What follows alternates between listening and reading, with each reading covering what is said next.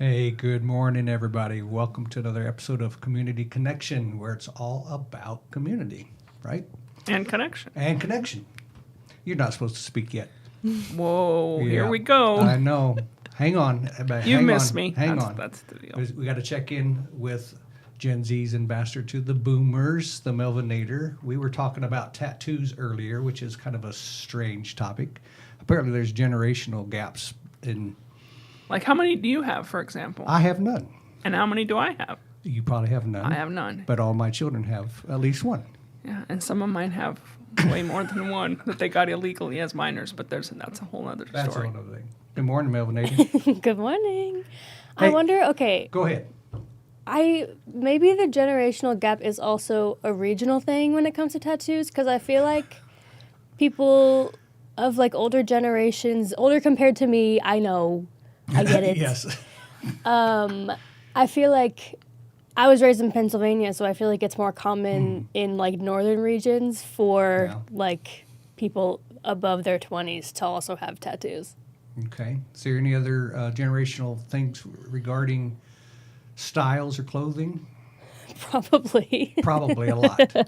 I notice it, but I don't guess we can talk about that now. And we should. So, our very own Claudia Fletcher is back from her worldwide tours all over the Yeah, country. Kansas City and Charlotte. Now that's pretty exciting. Well, exotic places like Kansas City. Yeah, I'm back. Yeah. Did you have a good time? I did. Did you learn a lot? I did. We'll have to do a show just on what you learned at the Care Portal conference, right? Some good stuff, I heard. Actually, that's coming up, but I will not be here. Oh, But the other team members who went are going to talk all about Good. the conference and Wonderful. what they learned. So, all right. Well, why don't you introduce us to our special guest today? all right, we have Megan Huffman with us this morning, and we're excited to have her here because when it comes to collaboration and it comes to Lynchburg and it comes to that community, then there's probably no better place to go than Share Greater Lynchburg. And so, before we get started on what that is, we want to hear a little bit about you. So, as much as you would like to tell us about you and your background, we'd love to hear it. Sure. My name is Megan Huffman. I serve as the Director of Community Outreach and Share Greater Lynchburg for the Greater Lynchburg Community Foundation. I've been in Lynchburg for almost 11 years now, moved here for my husband's job, and I was at home.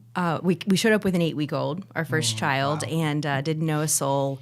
And it was a really hard journey for a few years. As an extrovert, I struggled for about 2 years, and I would just go up to folks in the grocery store and say, "Will you be my friend? You have a baby too." But slowly but surely, we built this beautiful community and just have the most amazing, authentic friendships here. And I just couldn't be more grateful for the village that we have. And I stayed home for about 7 years, volunteering like a mad woman in different nonprofits.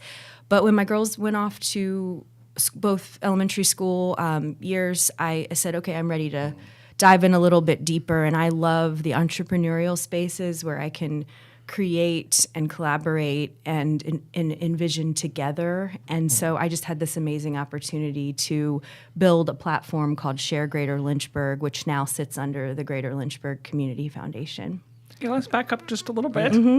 So, I'm guessing that when you were little and somebody said, "What do you want to be when you grow up?" you didn't say, "I want to be the director of Share Greater Lynchburg," right? No. So, what did you study? What were you looking for when you were younger?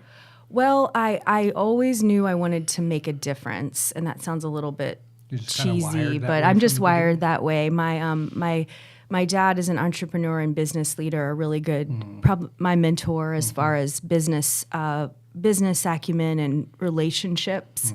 And my mom built a nonprofit when I was about 12, and it was a real formative time for me when it was a human services type organization where we started with adopting families at Christmas time and then just coming into relationship with families in a way that was very, very intentional and transformational. And it was both families that were living in poverty, but also those that were dealing with chronic illness and may not on the outside look like they were struggling, but had a lot of really hard things going on in their lives. So just walking into living rooms and walking alongside people like that built my empathy muscle really strong. I like that too. And Yeah. and so my heartbeat just is for service, and so I knew I always wanted to do nonprofit. So I studied communications and psychology as an undergrad at Bridgewater College in the Shenandoah Valley, and then went on to my master's degree in nonprofit public relations. And so my goal was to work as a director of communications for an international nonprofit. Was kind of, when you're in school, Yeah. so I Dream big. Yeah, so I worked at I went to Boston University and studied abroad in London and worked for Special Olympics Great Britain, which was really neat, and had the opportunity along my journey to work at Water Mission, which is a international nonprofit that takes water systems to developing countries, and I did that for 3 years. So I got to, do that thing. But then when you plant roots in community, you realize, we don't have to go abroad to serve our neighbor. We can do that in our own backyard, and that's what this segment of life has been: is serving neighbors that we live alongside, while also continuing to support those international organizations that we care about. I love how it was part of your family culture. It really was, yeah, still is, and that's something that we try to pass to my girls as well. Man, yeah, that's pretty cool. So I think you've kind of already answered your why. Do you have anything more to add about kind of your why as to why? Your why as to why? Well, you all probably experienced this, and I'd love to hear what you think about this, but I believe in this community. It's a size that allows us to really create anything that we dream up. I've lived in cities. I've lived in Boston. I said I was in London for a bit, Charlottesville, Charleston, South Carolina, and all those are amazing cities, but they were a size that it was a little bit more red tape to just invent something. And then I got here, and it was actually the late Johanna Calfee, who you may know. She's passed recently, sadly, but she was such a mentor, and she said, anything you want to dream in this community, you can build it. Just if you inspire people and bring it along, and so I was always waiting to find the right person to ask to do the thing. But once you get momentum and get collaboration, it's like, we can do this, we can build this together. And that's what you all have done with Care Portal and with so many initiatives of Patrick Henry and with Vision 30 and what we've done with Share. And it's really neat to be in a community where if you can inspire collaboration and confidence in a mission, you can build it together. So my win is when I see teams working together for a collective good. Yeah, wow. I really didn't think about it that way in terms of the opportunity that Lynchburg provides, right? And that's probably why there are so many and successful nonprofits in the area, because if you can dream it, you could probably pull it off here in Lynchburg, right? Right. Yeah, and with Liberty here and the University of Lynchburg now, sort of their DNA is becoming more about community and with Lynchburg Together and some of the things that the president's doing there. Both of those institutions are sort of like putting that into their students. Like incubating. Yes, like make a difference. And a lot of students don't want to leave Lynchburg when they're done. Right. And so they have that, Yeah. let's get together and let's make do a something. difference. Let's do something. So Yeah. that's pretty cool. It is very cool. Because we're all about collaboration here, right? Yeah. We haven't always been, No? but it's becoming part of our DNA. Right. So let's talk about that a little bit. Before we shift there, I want to go back to Okay. one other thing. I love what your mom did with her nonprofit, because we're coming back to this idea that in addition to collaboration, that everything centers on meaningful relationships. And it sounds like that was her, like, don't just hand something to a family and walk away, but how can we walk with these people, build that meaningful connection, and move forward. And I love that piece of who you are, that it's not just a transaction, but every good that we do needs to be part of a meaningful relationship. Yes. I was just reflecting on that for Mother's Day. I mean, she's not doing this anymore, but I said that's really, to my girls, I said she just really modeled Jesus to me as a child, because it was walking into these unsavory smelling places or these these communities that most people just drive right through. Or I just remember, being with other friends, families, and when they went to that part of the town, you locked your door versus my mom just parks up in front. We walk in, we sit in the couch and, Yeah. might dust some things off and sit down and just lean in. And what do you need? How can we help you? How can we walk alongside you? And a lot of times people are just looking for friendship and a listening ear and someone with compassion to show up. So I saw that modeled, and, it's great. Similar to my mom did the same thing with the Laotian refugees that came over in the 70s. We would go to the church, and I was old enough to drive, and we would each take a big church van, and we would go pick up on the Wednesday nights, and the smell, I can still remember the smells of the food that they were cooking. It was so different than what we were, and we filled up 2 vans full of kids and invaded our little church with them. And but it was the same kind of thing. The kind of people nobody was talking to are the ones that my mom was, kind of gravitated to and instilled that in me as well. That's great. So when we talk about collaboration, I heard the term collaboration. Yeah. So let's talk a little bit about what, in your opinion, what's the difference between, what does true collaboration look like? Yeah. Meaningful. What does meaningful collaboration look like? Yeah.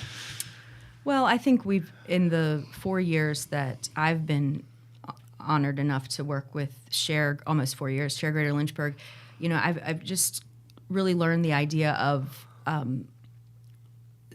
just, I guess, the abundance mentality over the scarcity mentality, and not being afraid that we're all fighting for the same dollar, but moving into community in a way with other organizations that's meaningful. And I think if we can tell that story well, I believe in impact storytelling so much. If we can tell that story well, then there's more than enough to go around. It's if we're running short, it might just be because we haven't figured out how to tell our story yet. Or, but I will say that I do hope that as these students are incubating in this community or people moving in, that they're using resources like Vision 30, Care Portal, Share Greater Lynchburg to kind of do a market analysis and say, hey, does this exist already? If you search food insecurity on Share Greater Lynchburg right now, you will get 32 different organizations that are leaning in and helping food insecure individuals. It's very different ways. There might be a standalone food pantry. There might be a facility at a church. There might be a full-scale distribution like Blue Ridge Area Food Bank. But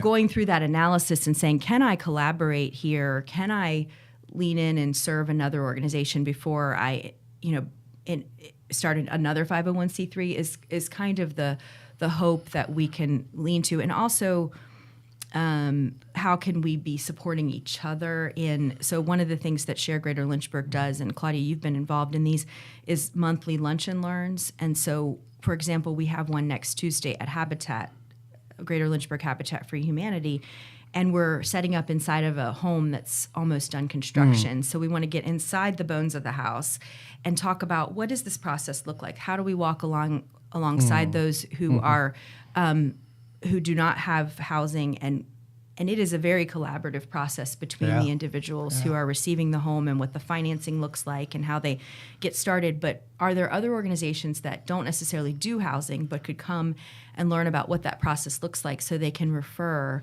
their clients to that pipeline? So the more we can spend time and intentionality and knowing what the other organizations are trying to accomplish, then perhaps we can serve our community even more intentionally. I think of the term that we've used here for the last several years, this idea that commitment precedes resources, right? And for a person of faith, that should make a lot of sense. But I would say to any nonprofit leader that commitment will precede resources. Chase the mission, and the money will follow, because there is an abundance. And when you throw out a big vision, people usually rally around that. But if it's always about we need your help, people don't get that excited about it, right? Right.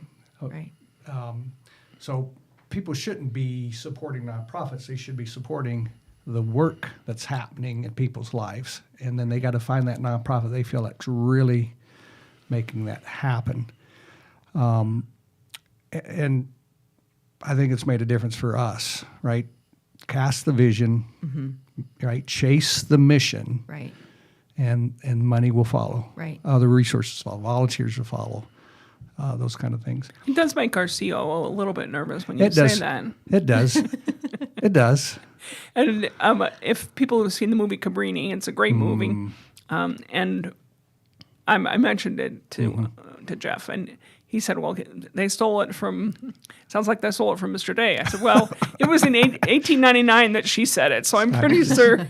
But she says, chase the mission and the means will come. And she founded hospitals all over the world and was just an amazing human being. But she still had that same thing. I'm not going to go, I want to go after the mission, right? Yep. That's going to be my goal. And the rest of the stuff. And then God hopefully take will care of the come. rest. Yep. Yeah. So we're going to take a break real quick, and let's watch this commercial during the break, and we'll come back and talk about collaboration in more detail. I go to school at Liberty, and I'm about to be a senior in their nursing program. I think I love camp for the same reason that I love nursing. I love being with people. I love to make people laugh. Whether it's my patients in the hospital or it's these kids and I'm singing karaoke to them in the cabin. Like, I just want to make them smile. I'm studying psychology, so I'm getting my bachelor's in psychology, and then I hope to get my master's in social work. When I first came here and like the first week just being thrown in, I was like, I don't think I can do this. I really am not sure if I am cut out to be a camp counselor, because that more fun side of me is not something that is a strong suit. I come in pretty serious. Like I came in, I guess, kind of this summer being like, I'm working with kids from hard places. So I need to be the best for them. Like I need to be trained. I need to kind of like have it all together. And I learned that that's not what they need. Because whether I'm having a hard time and someone can just make me laugh or smile, or actually seeing it with a patient or a kid who's been grateful for just laughing. Someone to say, thank you for sitting with me. Thank you for making me smile. Like, that means the world to me. They didn't need me to like have the best energy. They didn't need me to say the right words. They needed me to just love them. And I would give them this much. And for them, it was like some of these kids had never had someone just smile at them, say, you're amazing, you're great. To smile when they smile, to sit with them when they cried, like just to be with them has been the coolest thing ever. The kids that come here, they're the testament. We have parents pick them up at the end of the week and they say, I've never seen them like this, or I've not seen them smile or laugh like this in so long, and they see their kids changed. The Lord leads people to this camp, and He knew before the beginning of the world that we would all sit in a circle and we would all serve these kids this summer. And we're all broken and we're all from different places, we're all flawed, but He hand chose us for this moment.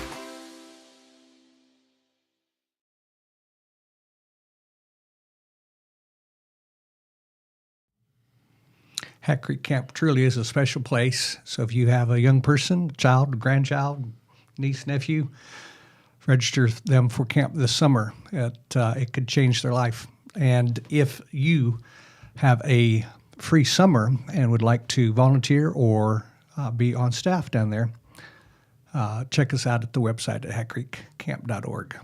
All right, let's talk about collaboration.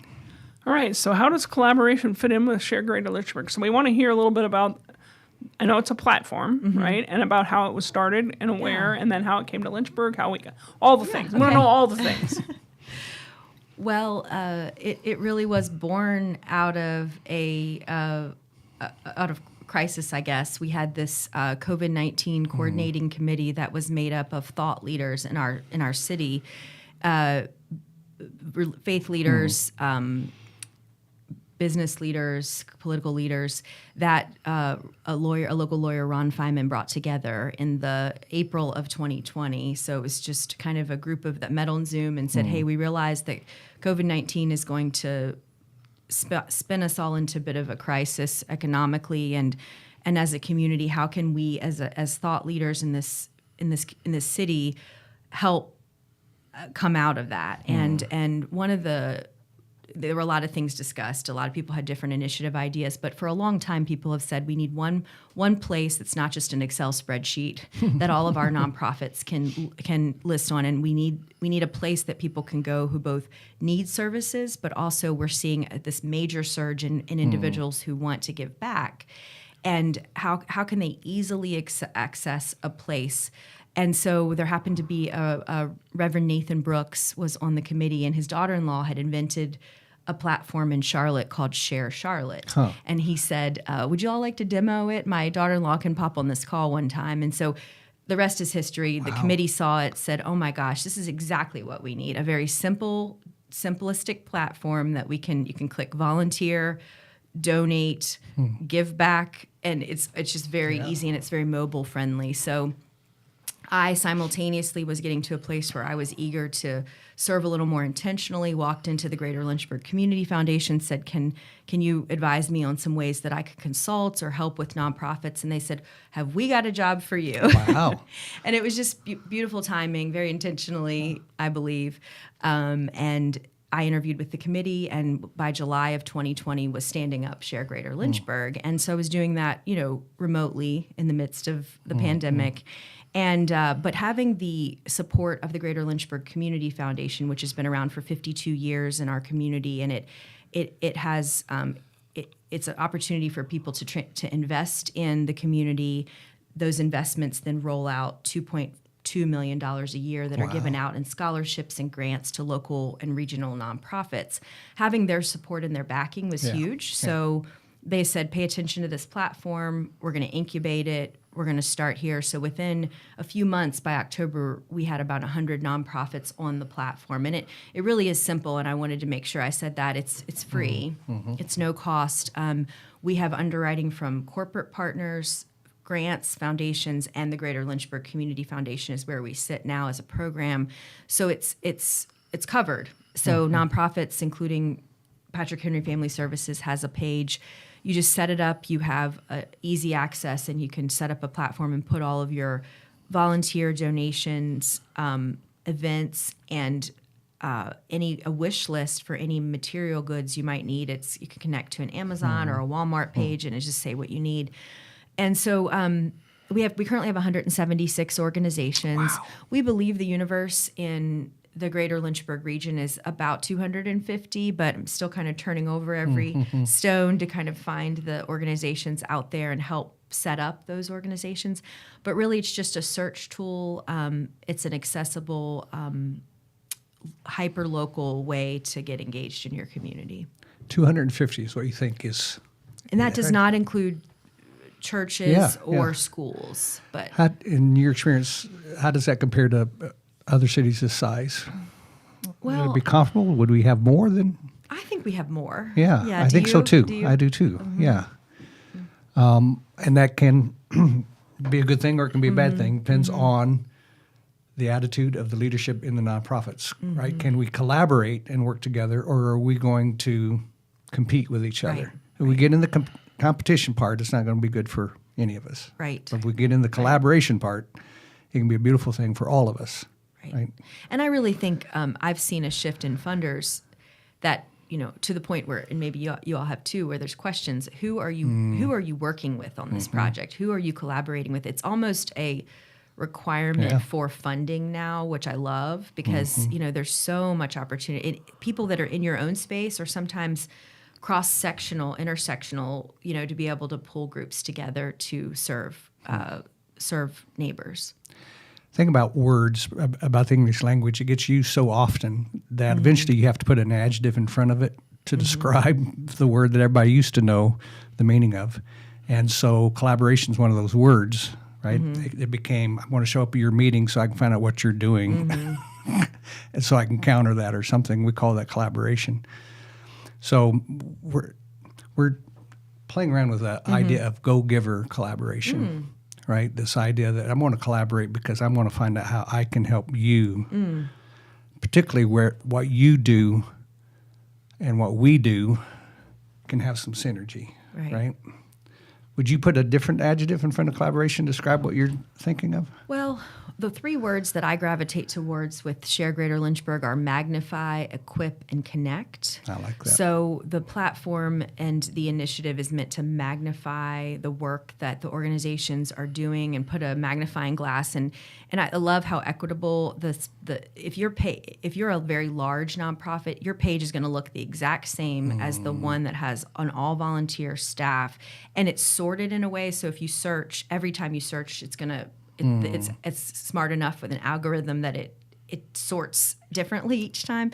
And then equipping by doing trainings and affording opportunities to go to conferences or different summits and things like that. And then connecting through those peer-to-peer lunch and learns and just trying to make connections. So those are the three words that I like. Magnify, equip, and connect is where we land. So you brought some pictures Oh, to yes. share with us? Oh, we have an awesome partnership with the Lynchburg Hillcats. It's called Community Connections. And any nonprofit that wants to have a night at the ballpark, they can just contact the Lynchburg Hillcats and indicate they're a nonprofit, and they can receive a portion of the ticket sales back to their organization. So it's a win-win for everyone. Yeah. The Lynchburg Hillcats gets more neighbors and seats and engages more community, and the nonprofits receive a benefit. So we've been a catalyst for that the last 2 years, and have really seen an awesome growth in Lynchburg Hillcats engagement with the nonprofit sector. So that's just when we were there.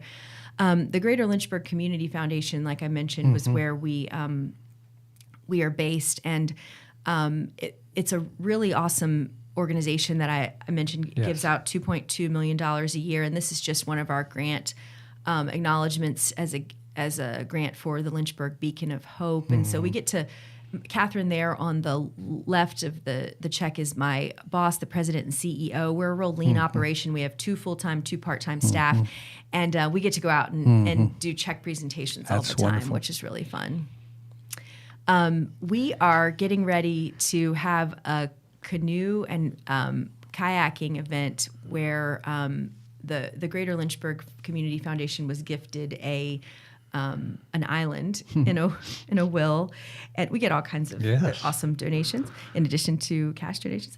And the person who donated it indicated that they wanted it to be preserved, and so there's a 2-acre island called Bald Eagle Island in the middle of the James River in Amherst County, and recently, through connection and collaboration, Catherine, sat down with the Central Virginia Land Conservancy and was talking about their mission and said, "Can I interest you in an island?" And thus has us preparing for a ribbon cutting on a 2-acre plot of land in the middle of the James River. So I'm trying to figure out how to get media and television, not get their cameras wet, get in a canoe and get to this island for the ribbon cutting. We also have to get the big scissors out there for the ribbon cutting. But anyhow, the land has been donated to the Land Conservancy. It's going to be put into a conservation easement, and it will forever be protected for wildlife and for water sports folks to come upon and discover. And so that's neat. That is. That's pretty cool. You going to get in your canoe and go out for the May 23rd, 9:00. I will be having surgery that day. Otherwise, I'm sure I would have been happy to get in the canoe. She's sorry. She can't go. Otherwise, would you like she to would, go? We have extra canoes if you'd like to join us. That turned on me quick, didn't it? Yeah, you're wishing you wouldn't have said anything, aren't you? Let's let Megan turn to the camera and ask for what she wants to ask for. Yes. So this is your spotlight. Yeah. Tell the folks what you need or opportunities that they can serve. Sure. Yeah. So primarily it's just to visit sharegreaterlynchburg.org. It's a platform that has 176 nonprofits and hundreds of ways to give back. So we just want our neighbors to come and look at it, look for ways to donate, volunteer, look for board service opportunities. You can search for your opportunities to get your kids involved by age range. And we also just want anyone maybe Vision 30 partners who are not currently set up on the platform to make sure take a look at it. If you don't have a page, let's get you set up. We do onboarding all the time for new nonprofits and to help you get it plugged into. And then once you are, you can come to all the events we've discussed and get involved in more collaboration. So just visit sharegreaterlynchburg.org. Thanks for being here today. Yeah, I learned a lot of stuff, good stuff today. And hopefully we'll solidify what collaboration is really, really all about. I think this episode of Community Connection was a good example of what this show's about and what we're trying to accomplish here in this community. So thanks for watching, and we'll see you next Thursday. A healthy, thriving family shouldn't be a child's dream. It should be their reality. It can be their future. We're a faith-driven family services organization focused on mending families so they're able to stay together. Think of us as an oak tree, a symbol of strength and resilience with deep roots. We seek to equip vulnerable families with those same qualities, meeting them wherever they are and providing hope, resources, trauma-informed care, and meaningful relationships that stand the test of time. Think of our ministries as branches of the oak tree, each specifically designed to meet different kinds of needs. Family is a nuanced concept. That's why our family care team approaches complex situations with simple solutions that include professional intervention, interpersonal support, and parenting education with the goal of mending families and keeping children safe.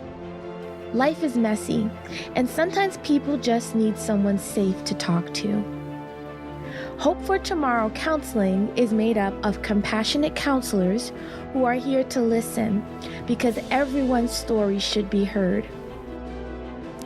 Through Hat Creek Camp, we provide exceptional camp experiences.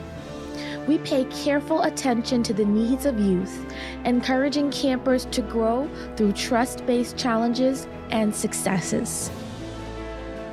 Our Connect team equips and empowers volunteers with the necessary training and support to serve confidently, matching their passions with opportunities. As a whole, our organization partners with caring individuals, churches, nonprofits, and businesses to do the redeeming work of restoring hearts, minds, relationships, and lives. Because every child deserves the solid foundation of a healthy family. Together, rooted deeply in prayer, we can make it possible, one child, one family at a time.